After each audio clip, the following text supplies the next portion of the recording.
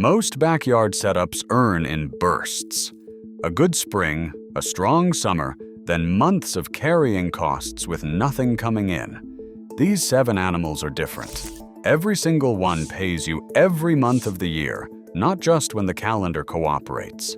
Here is the list most people never get to, because they stop at the obvious ones. Number 1 has the highest return per square foot of anything on this list, and it starts paying inside the first 2 months of setup. Coturnix quail produce income every single month because egg production is not daylight dependent the way chicken production is. A simple timer running supplemental lighting keeps a 100-bird flock laying year-round without interruption. No pasture, no acreage. Fixed infrastructure in the corner of any shed or garage. 60 to 80 birds produce 50 to 70 eggs daily. At $5 to $8 per dozen, that is $450 to $960 per month from egg sales alone. Hatching eggs from the same flock add a second stream at $1 to $2 each. A conservative combined monthly figure is $500 to $800 from a footprint smaller than a parking space. Here is the move most people miss. A $50 to $80 incubator at setup is the difference between keeping quail and building a quail system. Without it, you restock every season.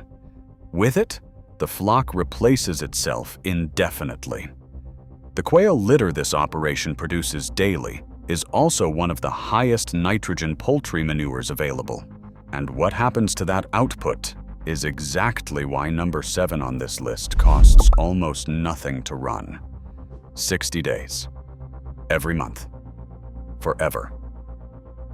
Number 2 replaces itself, never needs restocking, and puts continuous income on the calendar every single month without a seasonal gap. 3 does and 1 buck. Each doe produces 6 to 8 kits per litter, 4 to 5 litters per year. The flock is self-replacing. Placing. No pasture, no seasonal dependency, no special equipment beyond a permanent shed. Dressed rabbit meat sells direct at $8 to $12 per pound. 10 does running continuously produce over 200 pounds of dressed meat annually. That equals $400 to $800 per month at direct market rates. Registered breeding pairs add a second stream at $75 to $250 each. Beth Seeley started with 3 does and 1 buck in her backyard in Florida, not on a farm. 20 years later, her operation supplies rabbit meat to public supermarkets across the South. Here is the move almost nobody mentions. Rabbit manure drops straight into worm beds without composting, without aging, without any preparation at all. Most operators discard it. The operator running a closed system feeds it directly into the worm beds already receiving quail litter from number 1 and turns daily cage cleaning into a compounding input that costs nothing extra to produce. Worm beds become a free, high-value output. You never restock this. Before we continue with the next, I want to ask for your help. I'm trying to reach 500 subscribers by the end of March, so I'd really appreciate it if you would subscribe and help me out. Okay, let's continue. Number 3 runs for up to 15 years and pays you 3 separate ways every single month from a quarter acre. Nigerian dwarf goats are comfortable on a fraction of the land standard dairy goats need and produce milk with 6 to 10% butter fat, richer and more valuable than standard goat milk. Soap and cheese income runs all 12 months once the operation is established. 3 streams run simultaneously, none of them tied to a single seasonal window. Goat milk soap sells for $8 to $12 a bar and costs under $2 to produce. 50 bars sell for $400 to $600. Fresh chevre goes for $15 to $20 per small round. Registered kids from quality bloodlines sell for $300 to $400 each in spring. A registered buck generates breeding fees every season. A conservative combined monthly figure is $350 to $600, sustained year-round. Here is the move most people miss. The soap side of this operation requires no dairy license. That means the highest margin product from this animal is open to almost anyone, in almost every state, from day one. Most people who research goat income stop at the dairy license question and never start. The soap operation is open right now. 3 streams. 15 years? That is a system. Number 4 works 24 hours a day, needs almost nothing from you daily, and gets more valuable every single year you leave it alone. A colony in year 1 produces honey. A colony in year 3 has split twice. Each split becomes a nucleus colony worth $150 to $200 on the open market. By year 5, the operator is managing the offspring of their original hives. Monthly income runs from 3 streams simultaneously: honey sales year-round, nucleus colony sales each spring, and pollination rental to neighboring farms during bloom season. 5 hives producing 40 pounds each at $7 to $10 per pound returns $1,400 to $2,000 from honey alone. Nucleus colony sales add $1,500 to $2,000 each spring. Pollination rental at $185 to $225 per hive pushes the number further. Conservative combined figure, smoothed across 12 months, is $350 to $550 every month from 5 hives. Here is the move most people miss. Beeswax left over from honey extraction sells to cosmetics makers and candle suppliers at $8 to $12 per pound, and most small operators discard it. A 5-hive operation produces enough to add a consistent 4th income stream with about 30 minutes of extra work on extraction day. The honey pays you. The wax pays you again from the same harvest.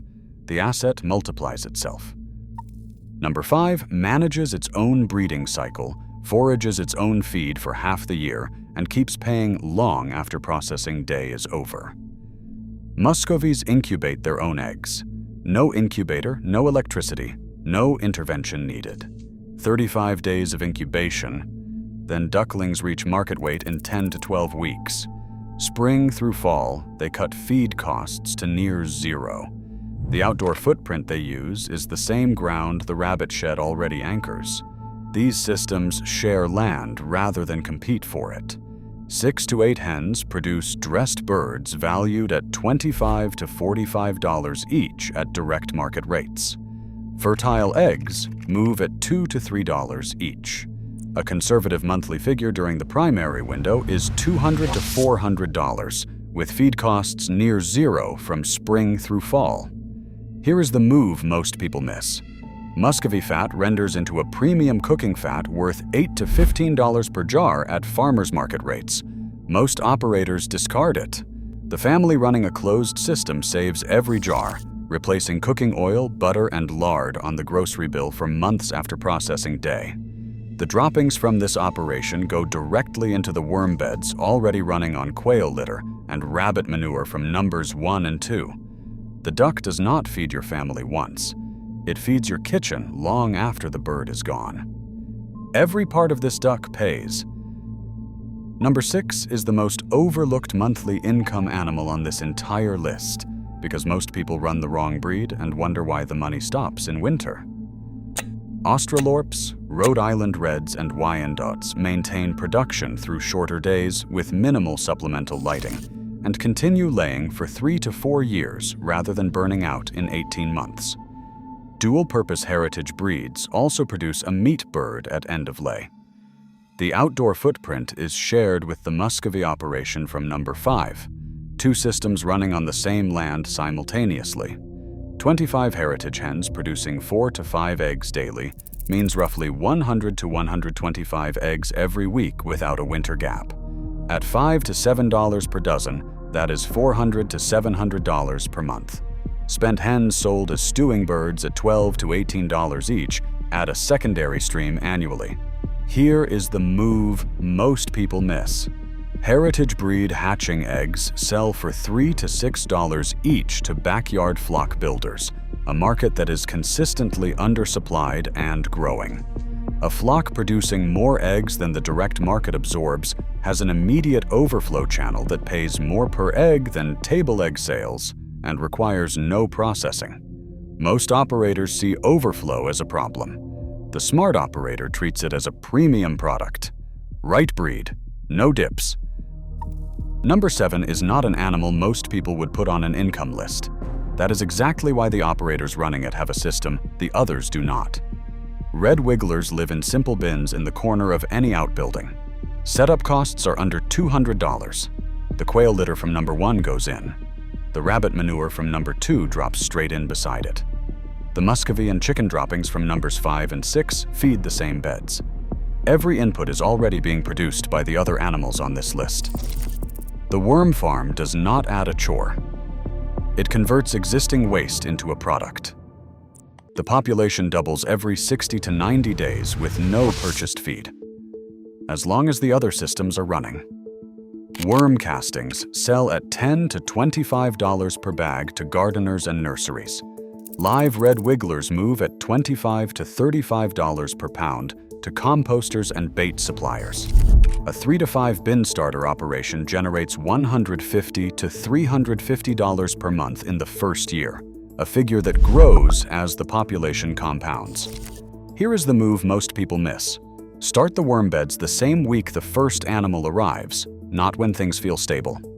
Start in the first week. The feed is free from day 1, and the population compounds quietly while everything else is still getting set up. Every week of delay is a week of compounding lost. The loop is already closed. That is all 7, and the great thing is, every part feeds every other part. These are not 7 separate animals. They are one machine. Tell me in the comments which of these 7 you are starting first. I will read every one. Hit that notification bell so you do not miss the next video.